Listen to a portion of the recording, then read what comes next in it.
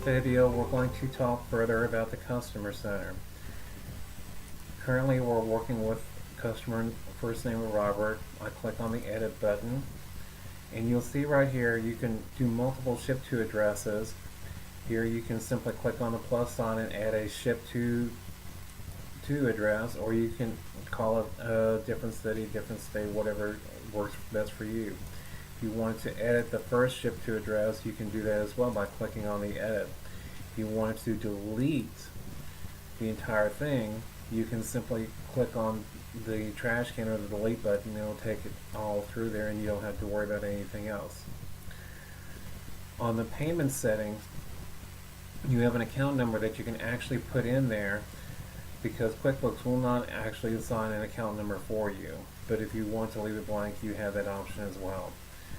Payment terms. Payment terms are very important because you need to let your customers know when they're expected to be paying.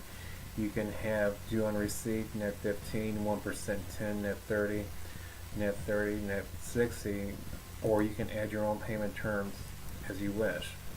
Preferred delivery method. If you want to send everything by email, you can click on email. Preferred payment method. If this customer has an actual payment method to where they want to run an actual credit card or pay by cash or check, it's always helpful information to have on there too. You can even put their credit card information in here and run your credit cards through QuickBooks.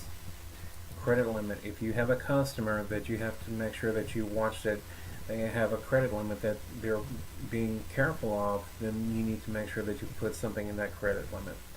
For more videos such as this, please subscribe to my YouTube channel.